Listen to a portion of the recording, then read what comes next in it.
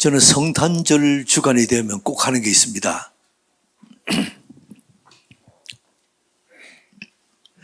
오헬리의 단편집 이렇게 한 40편 정도, 40개 정도 되는 이런 단편집을 모으는 그 단편집이 있는데 그 중에 이제 몇 개를 이렇게 찾아서 읽어보면 여러분이 읽는데도 얼마나 마음이 따뜻해지고 감동이 있는지요. 우리가 매년 성탄 발표회 때 아동부에서 중고등부 청년부에서 찬양하고 하는 이 모습 보면서 우리가 마음이 따뜻해지고 너무 기쁘듯이 저도 이 오헬리 단편집 보면 참 마음이 감동이 있고 따뜻해져요.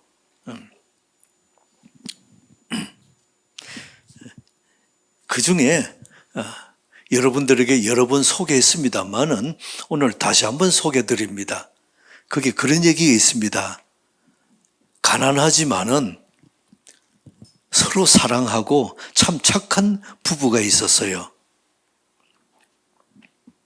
그래서 이 아내는 금발 긴 머리를 기르고 있었는데 그걸 그렇게 자랑스러워합니다. 근데 남편에게 어느 날 그 얘기하는 거죠. 내가 머리에 꼽을 핀 그거 사서 그거 꼽았으면 훨씬 더 이쁠 건데 이제 그 말이 남편의 마음에 박혀 있는 거죠. 그래서 남편이 그 핀을 사주고 싶은데 3개 모양 3가지로 한 세트 된 거 했는데 돈이 없는 겁니다. 근데 남편은 호주머니에 늘 아버지에게서 물려받은 금 시계가 있는데 이 시계를 오래돼 가지고 이게 시계 줄이 이게 낡아서 못 쓰고 이렇게 몸통만 이렇게 호주머니에 넣고 다니는 겁니다. 근데 남편이 이번 성탄절에 아내에게 선물을 하고 싶은데 이 시계를 팔아서 그거 가지고 아내의 머리핀을 사주자. 그래서 그 시계를 팔았어요. 그리고는 기쁨으로 집에 돌아갑니다. 여보 나와서. 그러니까 아내가 언제보다도 더 환하게 웃으면서 어서 오세요. 남편이 얘기합니다. 내 당신에게 줄 크리스마스 선물을 준비했어. 그리고 근데 당신 왜 머리에 수건을 쓰고 있어? 아내는 머리를 수건을 벗었더니 머리가 짧게 이렇게 딱 깎은 거죠. 그거를 깎아서 팔아가지고 크리스마스 선물로 남편 시계 줄을 산 겁니다. 그러니 그걸 서로가 마음을 알아보고는 그냥 와락 껴안고는 사랑해 여보 사랑합니다. 그리고 아내가 얘기합니다. 내 머리는 조금 있으면 자라니까 괜찮아요. 여보 사랑합니다. 남편도 얼마나 미안하겠어요. 그런 이 크리스마스 선물이라는 오헬리 단편집에 그런 얘기 있어요. 여러분이 그 마지막 잎새도 있고 뭐 신발도 있고 여러 가지 이런 얘기들이 있습니다만은 참 이러한 얘기들이 마음에 감동이 되는 얘기들이 얼마나 좋은지요. 성탄절은 예수님이 이 땅에 오셨습니다. 너무 기쁜 날이죠. 근데 하나님 입장에 보면 어떻게 해요? 하나님 아버지 입장에서 보면 마음에 너무 아픔이에요.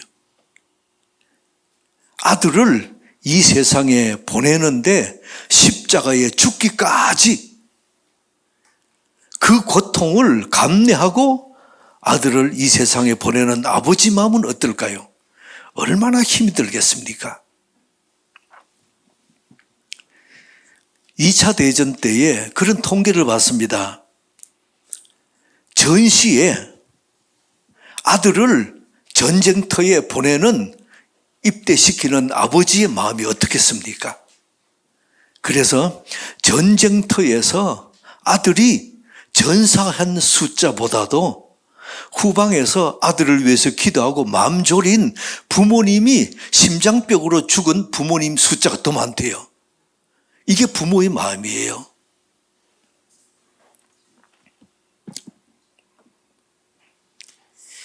전능하신 하나님이 왜 아들을 이 세상에 보냈을까요? 만약에 그 전능하신 그분이 천사들을 파송해가지고 너희들 예수 안 믿으면 다 죽일 거야. 그러고는 막 기적을 일으키고 하면은 사람들이 놀래가지고 다 예수 믿을 건데 간단하잖아요. 그런데 왜 예수님을 이 땅에 보내시고 십자가에 그렇게 고통하며 죽으실 때까지 우리 하나님이 그 과정을 거칠까요? 왜냐하면 히브리서 9장 22절에 보면은 하나님이 법을 정하셨어요. 피 흘림이 없은즉 사함이 없느니라.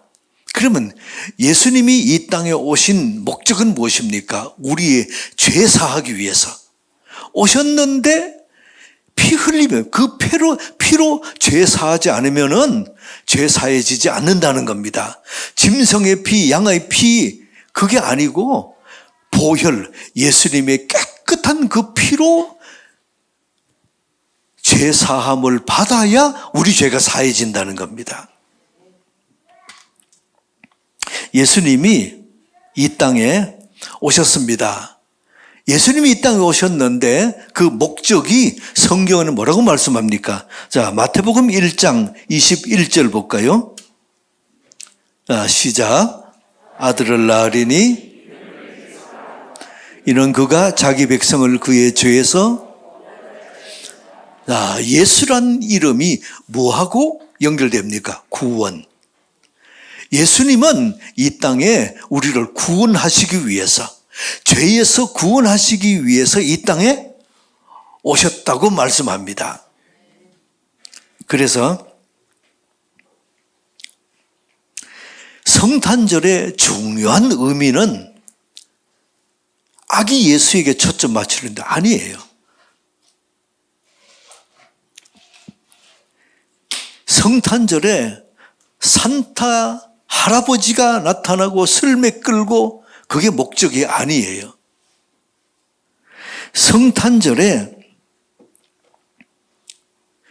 분명한 목적은, 원색적인 목적은 예수님이 이 땅에 오셔서 십자가에 못 박혀 죽으시는 이 복음이 예수님이 이 땅에 오신 그 목적입니다. 그래서 우리 죄를 위해서 죽으시고, 성탄절의 가장 중요한 목적은 무엇입니까? 죄에서 구원. 이것이 성탄절의 목적이에요. 그렇다면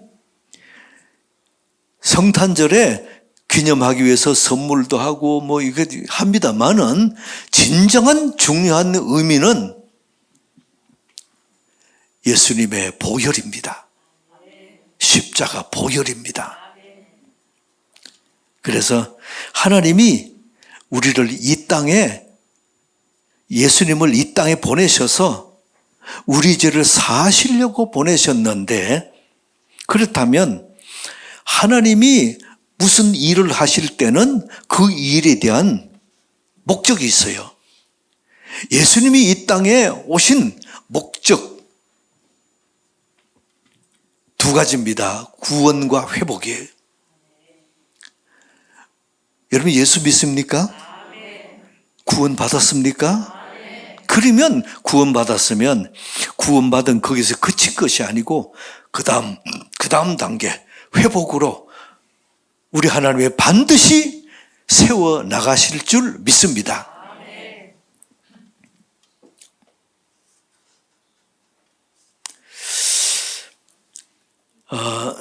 누가복음 2장 1절에 보면 그때에 가이사 아구스도 아구스도 황제, 로마 황제가 영을 내려 천하로 다 호적하라.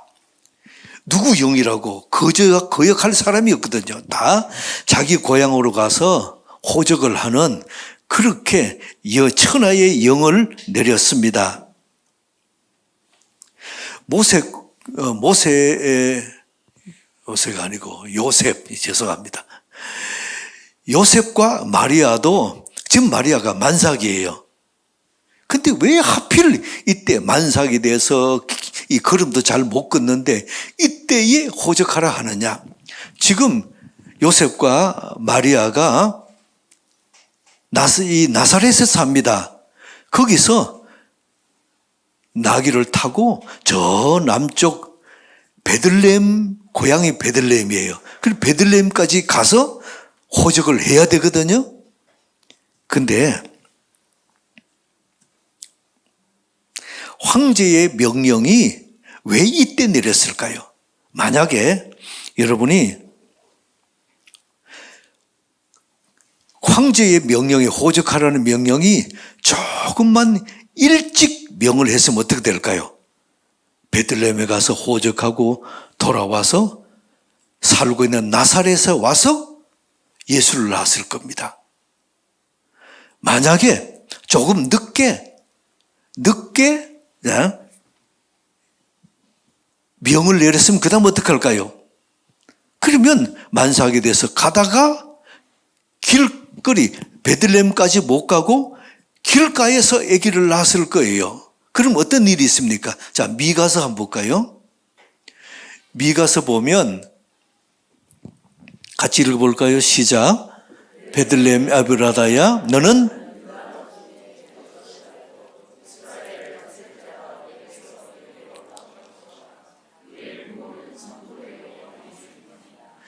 지금 미가서에 보면 예수님이 이 땅에 오시기 700년 전에 뭘 말씀하시냐면 베들레헴에서 이 땅에 다스릴 자 예수 그리스도, 그분이 탄생한다는 것을 지금 예언하신 거예요.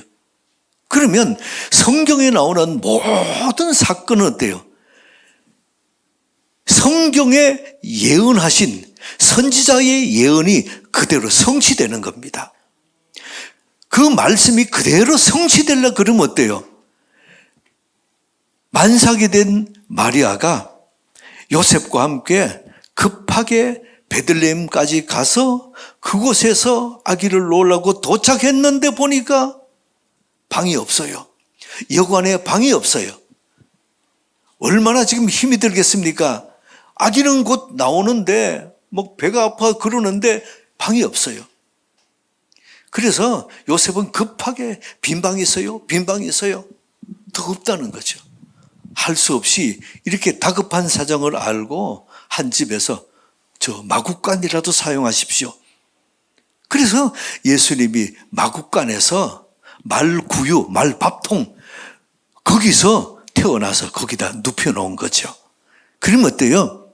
미가가 700년 전에 예언한 그 말씀이 베들레헴에서 이 나라를 다스리고 세계의 왕인 예수가 태어날 것을 예언한 말씀이 그대로 이루어지죠. 그러면 로마 황제가 지금 호적을 내리라는 그 명령이 꼭 맞게 적기에 명령한 겁니다. 황제는 자기 생각으로 이렇게 말했지만은 결국은 어때요? 하나님의 말씀대로 되어진 거예요. 하나님의 섭리는, 하나님의 뜻은, 하나님의 디자인은 정확합니다. 우리의 모든 계획과 우리의 모든 생각이 있지만 그것을 이루시는 분은 하나님이신데 그분이 적기에 그 일을 이루시도록 하는 겁니다.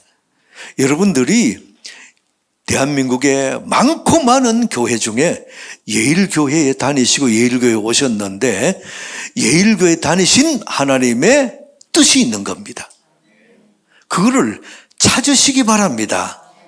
그럴 때에 그 하나님의 섭리, 하나님의 뜻, 그것이 열어지면은 이래서 하나님이 예일교회로 나를 보내셨구나 하는 것이 여러분이 이해가 되어지면, 그러면 더 여기서 선포되는 말씀과 만나는 교인들과 모든 되어지는 일이 그렇게 귀할 수가 없어요. 구약의 요셉 보세요. 형들에게 팔려서 애굽으로 팔려가는데 구덩이에 빠졌습니다. 자, 요셉이 어떻게 형들에게 팔려서 구덩이에 빠졌다가 건져내서 이제 대상들에게 그게 팔려서 애굽으로 가지요. 그래서 보디발의 집에 종으로 가고, 그리고 또 감옥에 가고. 요셉이 왜 그런 과정을 거칩니까? 여러분이 요셉을 통한 하나님의 디자인이 있는 겁니다. 하나님의 계획이 있는 겁니다. 우리도 고난을 당하고 답답하고 어려움을 당할 때에 거기에 하나님의 내 인생을 향한 계획, 디자인이 있어요. 이거를 볼 수 있는 눈이 있기 바랍니다. 그래서 오늘 누가복음 2장 14절에 보면, 하나님께는 영광이요 땅에서는 하나님이 기뻐하시는 사람들 중에 평화로다. 영광, 평화, 이게 뭔가 하면 하나님 뜻이 이루어지는 현장에서 나타나는 단어들이에요. 그래서 예수님이 십자가에 못 박히실 때도 내가 영광을 받기 위함이다 그러시잖아요. 하나님 뜻이 이루어진다는 뜻이에요.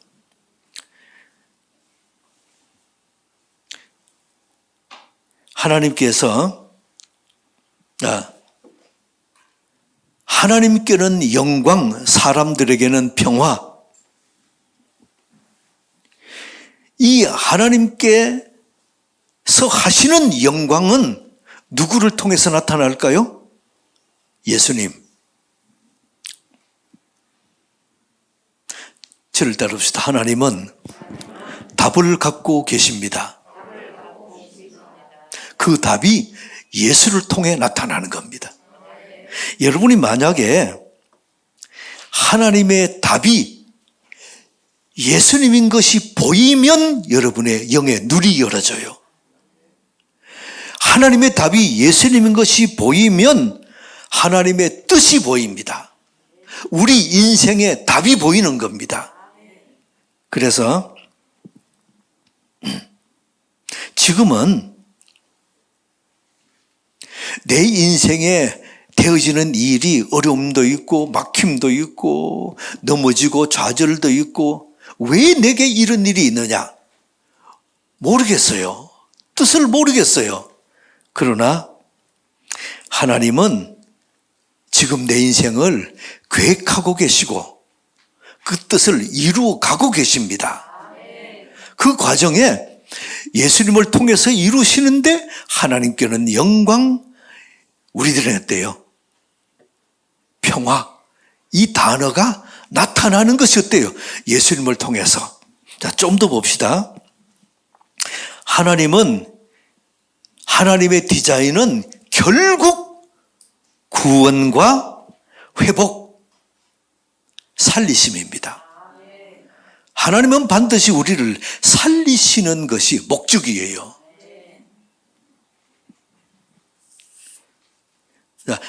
요셉을 향한 하나님의 디자인 보세요. 보디발의 집에 종살이까지가 그게 하나님이 요셉에게 하신 일입니까? 감옥까지입니까? 아니에요. 또 여러 가지 약속했다가 배신당하는 것까지입니까? 요셉이 애굽의 총리 되는 것까지입니까? 아니에요.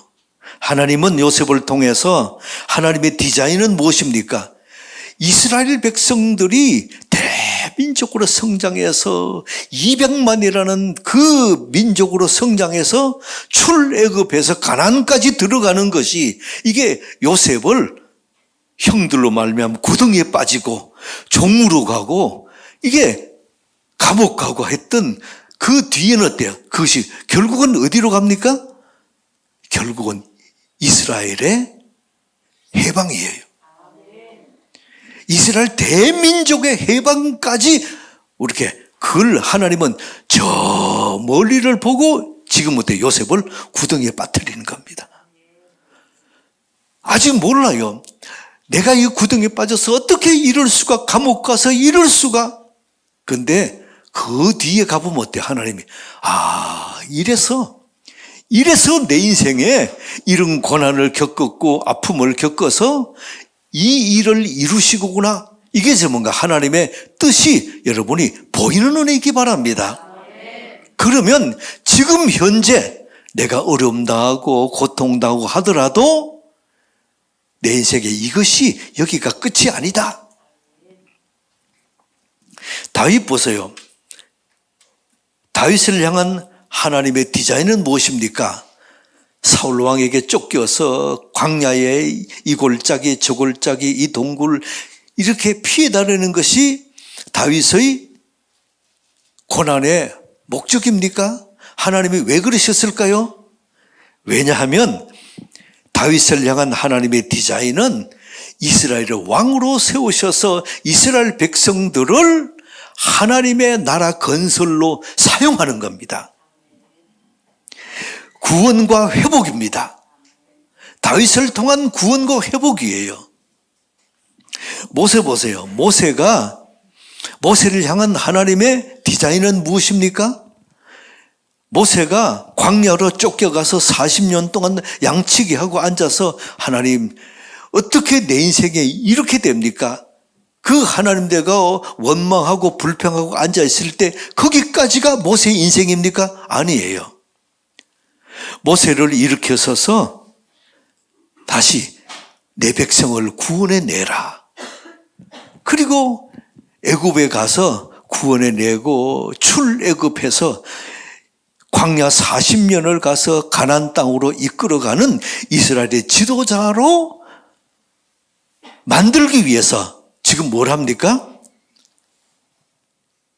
광야를 쫓겨가서 40년간 이렇게 하늘만 쳐다보고 양들만 쳐다보고 앉아있는 그 과정을 거치는 겁니다. 그래서 만약에 여러분이 모세가 이게 광야에 앉아서 양들만 쳐다보면 내 인생이 왜 이러냐 그러고 있으면 하나님 보실 때 뭐라 하시겠어요? 야, 좀 더 기다려봐라. 이게 너 인생의 끝이 아니다. 모세를 향해서 그 다음에 이스라엘의 지도자로 광야 40년 과정을 거쳐서 이 과정들을 모르면 어때요? 하나님께서 원망합니다. 그러나 영의 눈이 열려서 하나님이 또 다른 내 인생을 향한 계획이 있겠지. 이걸 믿으면 그 다음 어때요? 기다립니다. 믿음으로 기다립니다. 예수님을 향한 하나님의 디자인은 무엇입니까? 베들레헴 말 구유에 태어나는 그 거기까지입니까? 아니에요. 십자가에 죽으시는 거기까지입니까? 아니에요. 다시 부활하시고 하나님의 택한 백성들을 구원하시고 회복하셔서 하나님의 나라를 이 땅에 건설하는 것입니다. 예수님을 향한 이런 계획을 볼 수 있으면 그 다음 어때요? 고난 견딥니다. 여러분들이 내 인생을 향한 하나님의 디자인은 무엇입니까? 여러분은 어떻습니까? 예수 믿고 예수님이 영접하고 하나님 자녀가 되셨습니까? 그러면 그 다음 단계가 뭐겠어요? 우리 주님은 우리를 구원하신 다음에 회복이에요. 회복이에요. 회복하시고 다시 이렇게 세우시는 것이 우리 하나님의 여러분을 향한 디자인입니다.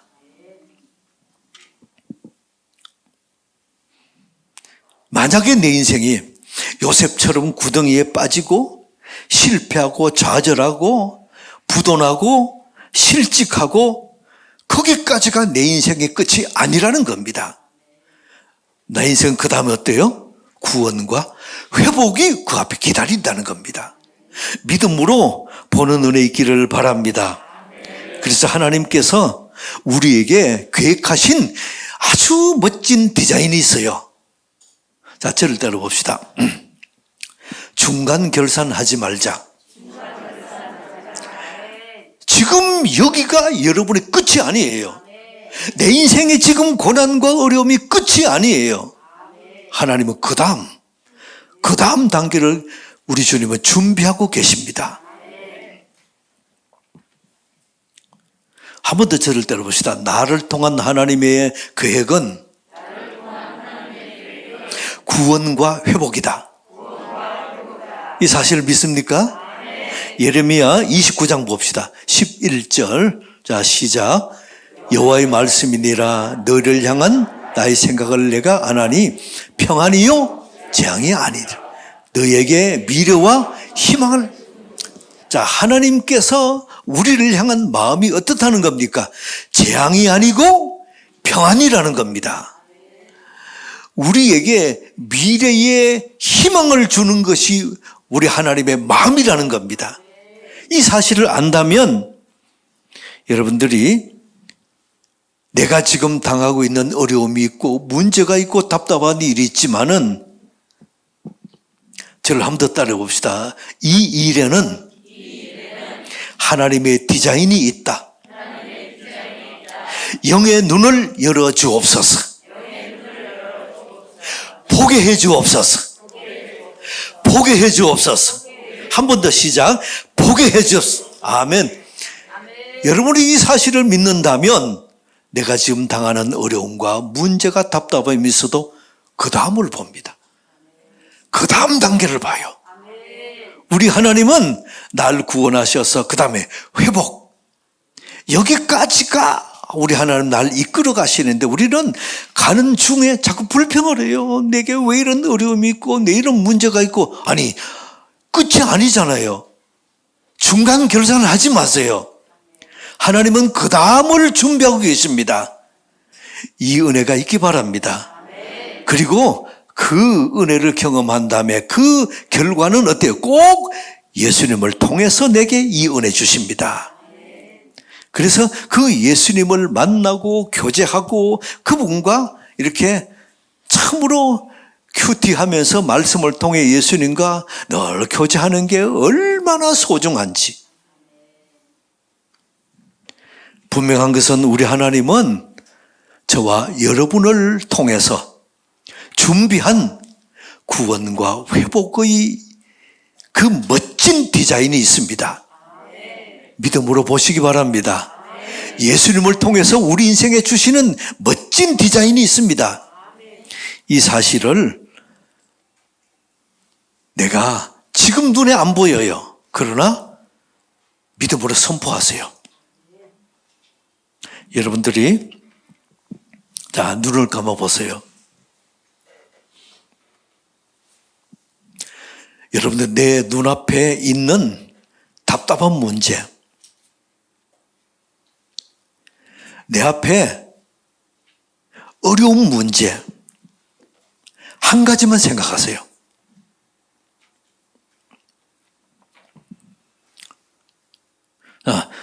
그리고 저를 따라 해봅시다. 이 일에는 하나님의 계획이 있다. 영의 눈을 열어 주옵소서.